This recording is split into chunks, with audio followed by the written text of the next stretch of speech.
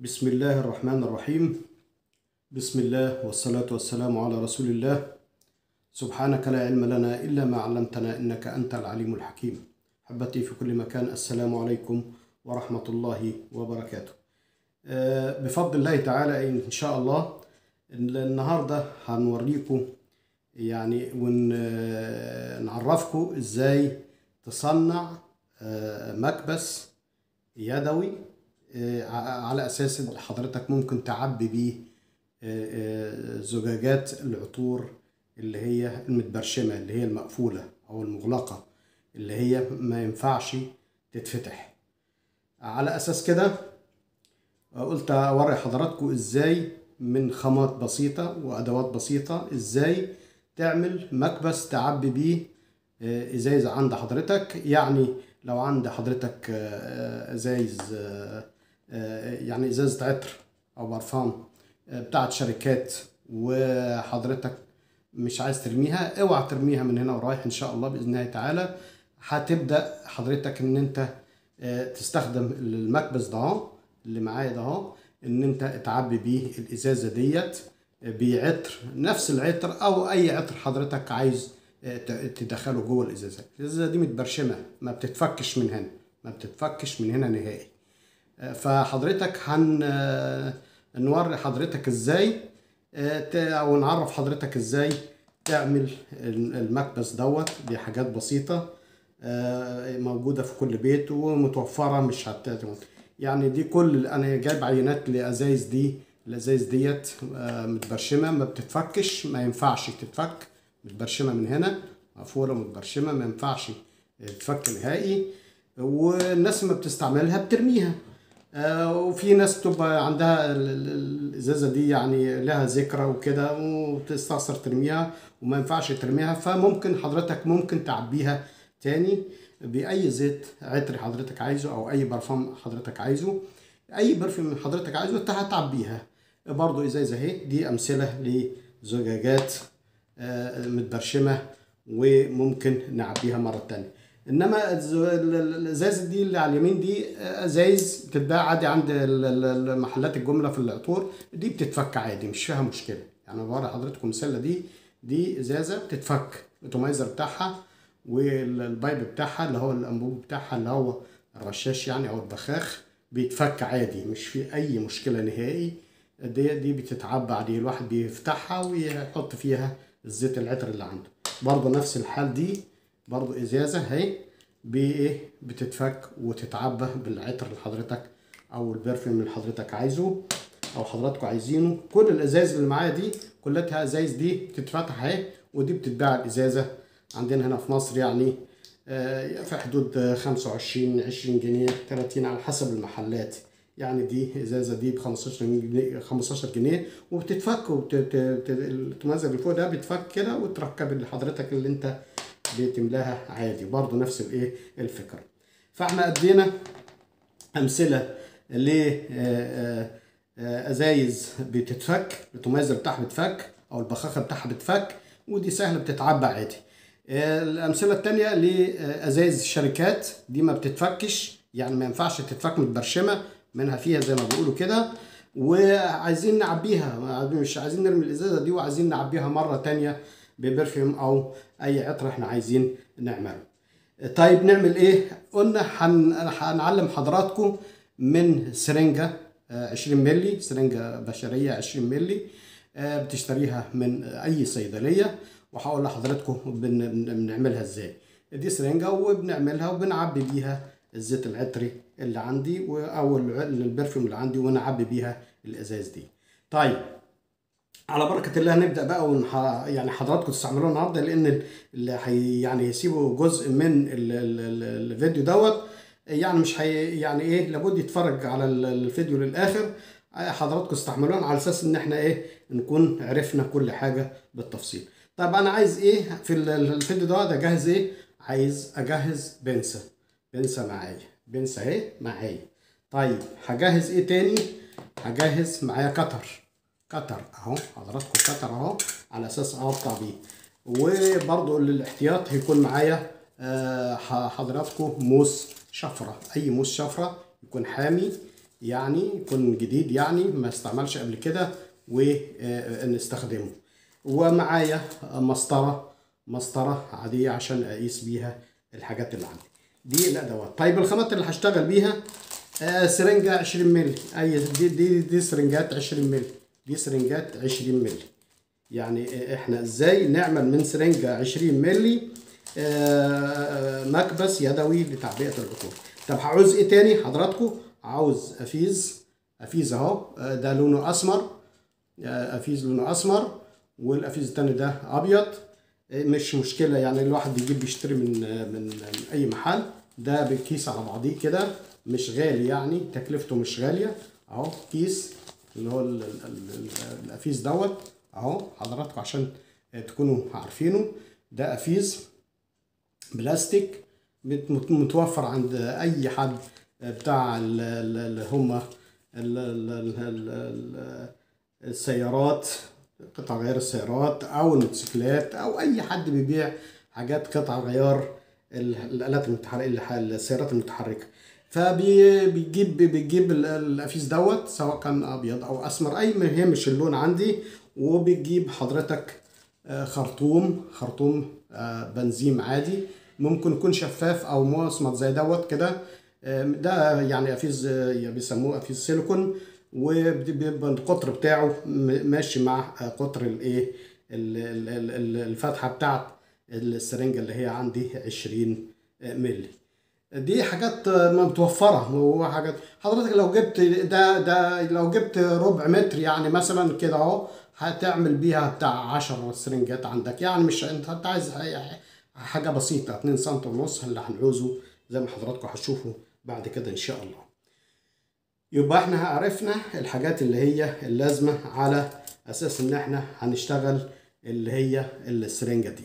طيب عشان نحضر نعمل ايه بقى؟ نشيل دي كده على جنب على اساس حضراتكم يعني ايه تشوفوا.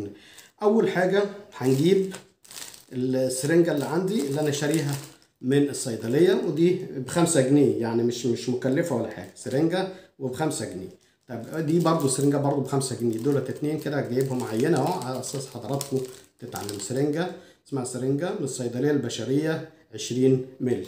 نركن دي على جنب ونشتغل على واحده منهم.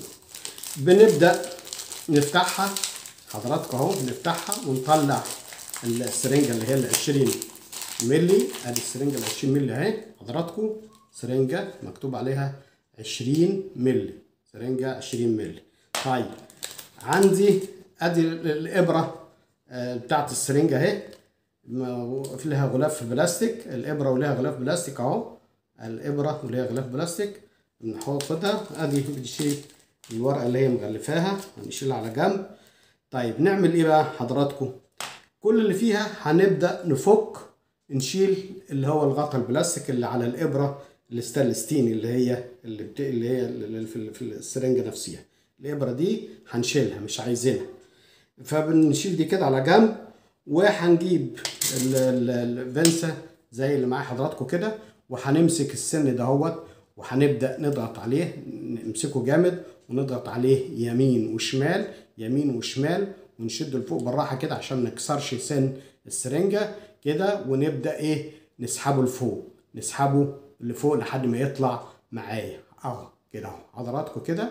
ده السن اهو طلع معايا اهو، السن طلع معايا. ودي الايه سن الابره البلاستيك. انما السيلستين السن اللي هو الابره السيلستين دي انا برضو مش عايزها، يعني نركنها على جنب. يبقى انا عايز طرف البلاستيك دهوت هركبه فين؟ هركبه في مكانه اللي هو على طرف اللي هي السرنجه ال 20 مللي اهو، واضغط عليها جامد كده. ركبت اللي هي بعد ما شلت الايه الابره اللي عندي دي، بعد ما شلت الايه الابره اللي عندي دي. طيب بعد كده بنعمل ايه؟ بعد كده بروح جايب الخرطوم اللي عندي، دوت، واروح هو جاي واخد عندي المسطره. ادي هنركن دي على جنب كده عشان اجيب المسطره اهي. انا عايز كل اللي عايزه هما 2 سم ونص، هقيس 2 سم ونص. ادي اهو، ادي الخرطوم عندي اهو ادي سنتي، ادي 2، ادي ونص اهو. هيكون نفس الايه القطعيه دي كده. يبقى انا هي كده اهو، ده 2 سنتي ونص. بجيب الكتر حضراتكم، هجيب الكتر اهو واروح قاطع ايه اهو 2 سنتي ونص. ولو كان في طول زياده مش هيأثر يعني، مش هيعمل مشكله يعني، ممكن اقطعه عادي. واروح ايه قاطع الايه الخرطوم اللي هو السيليكون اللي عندي اهو اقطعه. يبقى انا كده ايه قطعت انا ايه الايه الطرف اللي عندي. بس طبعا باخد في الحسبان هنشيل الخرطوم ده، هنشيله على جنب كده عشان احنا مش عايزين دلوقتي كده. باخد في الحسبان ان انا بسوي الايه، بسوي القطع اللي عملته دوت عشان يكون مستوي. يعني لابد يكون القطع اللي عندي مستوي، يعني ما فيهوش يعني ايه ميل، على اساس ان هو ايه ده بيكبس على وش الايه البايب بتاع الازازه نفسها. طب بعمل ايه تاني؟ بروح جاي الموضوع بسيط يا جماعه، بس ايه يعني انتوا حضراتكم تستعملونا على اساس تتعلموا الايه الشغلانه دي ازاي. بروح جاي مركب اللي هو الخرطوم اللي هو اللي عندي ده، خرطوم البنزين اللي هو بتاع موتوسيكل او سياره، واركبه واضغط عليه جامد على طرف البلاستيك بتاع الابره اللي هي عندي دي ال20 مللي. طيب بعد كده بعمل ايه؟ بروح جايب القفيز اللي عندي ده اهو، القفيز اللي عندي باخد بالي ان فيه طبعا له ناحيتين، ناحيه مشرشره يعني لها سنون كده يعني رفيعه خالص كده، بتحس عليها تلاقيها خشنه، والناحيه التانيه بتكون ناعمه، الناحيه التانيه بتكون ناعمه. ده السن اللي هي الناحيه الخشنه دي. احنا ناخد بالنا ان احنا بنحط القفيز عندي اهو، حضراتكم له اتجاه معين على اساس ان احنا من نركبوش غلط. ونبدا نركب القفيز دوت ده كله عشان بيبقى ايه مساله احكام للخرطوم ما ينفذش بالعطر اللي عندي او البرفيوم اللي عندي. ببدا ادك كده اهوت بالراحه اهو، وابدا اشد الايه القفيز اللي عندي ده اهو كده اهو حضراتكم، بحيث يبقى ماسك مع السن اهو. العمليه مش عمليه بسيطه ومش فيها اي مشكله خالص. بشد جامد اهو، بشد جامد خالص، واشد جامد تاني، وامسك تاني بالبنس اهو واشد. حضراتكم تبقى ايه شايفين كده معايا، اشد كده اهو لحد ما ايه يمسك معايا جامد، يكون ضغط على الطرف اللي عندي. وباجي للزياده اللي عندي هنا، الزياده اللي عندي في القفيز اللي عندي ده اهو، واروح ايه عامل لها بقطعها بالايه بالكتر اللي معايا اهو بقطعها بالكتر اللي معايا. يبقى ما فيش، لو في مقص برضو بيكون بيسهل في العمليه. اقطعها بالموس اللي عندي او موس الشفره اهو. نعملها لحضراتكم جامد كده على اساس ايه تمسك معايا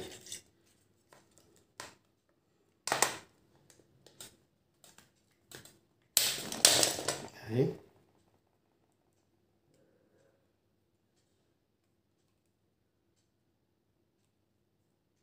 هي حضراتكم هي بس طبعا معاكسه شويه، نفكها تاني نجيبها الناحيه التانيه اهي حضراتكم اهي. شوف بتعمل صوت في التركيب. وابدا ايه بخلي السطح الخشن جوه ماسك بتاع القفيز من عندي من هون، وايه كده ربطتها جامد.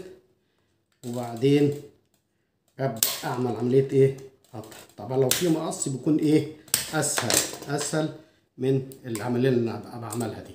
كده احنا ركبناها كده خلاص، كده ركبناها خلاص. براعي ان السن اللي جواني، السن الجواني بتاع الابره اللي عندي دي، السن الجواني اللي عندي بين السن الجواني وبين طرف الخرطوم اللي عندي دي يعني حوالي نص سنتي، وهو ده اللي هنعبي بيه. وهنقول لحضراتكم واروح قاطع كده بموس شفره يكون حامي، وقاطع كده على اساس يتساوي. الفكره ان حضراتكم بجيب السن كده اهو، وببدا ده ازازه مقفوله اهو، بس كشف البايب بتاعها اللي هو الانبوب بتاعها يعني اللي هو البخاخ، وبتبدا تحط كده، بتكون دي مليانه بالبرفيوم اللي عندك، وبتبدا تحطها على كده، وتبدا ايه تضغط بحيث يكون السن اللي هنا ده ملامس هنا وما يكونش جاي على بعض عشان ما يقفلش، وبتقطع بحيث يكون فيه يعني طرف البايب اللي هنا دي، طرف السرنجه اللي عندي جاي على الطرف اللي هنا، والخرطوم اللي عندك ماسك الايه، ماسك جاي على اخر الازازه اللي عندك، بحيث ان هو يمنع اي تسرب لزيت العطر. هنقطع منها حته تانية كده على اساس ان هي ايه تتظبط معايا. انت بتسيب حوالي نص سنتي او اقل، بحيث ان هو ايه يجي على طرف الازازه اهو، وتروح بحيث ان انت بتروح دايس كده جامد،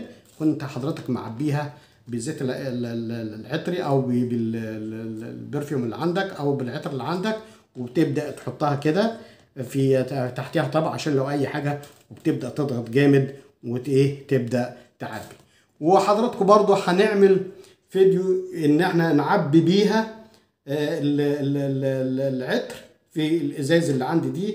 هنعمل برضو فيديو ان شاء الله لاحق نقول لحضراتكم ونوري حضراتكم ونعرف حضراتكم ازاي تعبي بالسرنجه دي الازازه المقفوله، بحيث ان هي ايه تكون يعني ايه ما ينزلش منها حاجه، وحتى لو نزل بيكون فيه طبق او في اي حاجه تحتيها كده، بناخده ونعبيه تاني وبنبدا نضغط. واحنا قلنا بحيث يكون السن اللي هنا جاي على السن اللي هنا، والمسافه دي ضغط هنا تحت كده، بحيث ايه تمنع اي تسرب في المكان اللي هنا. من مع الضغط كده وتضغط بيبدا ينزل كل البرفيوم او العطر اللي عند حضرتك في الازازه اللي عندك. ده موضوع النهارده موضوع مهم، فقلت اقول لحضراتكم لعل وعسى يكون في افاده. تحياتي لكم جميعا، ودمتم في رعايه الله وامنه، والسلام عليكم ورحمه الله وبركاته.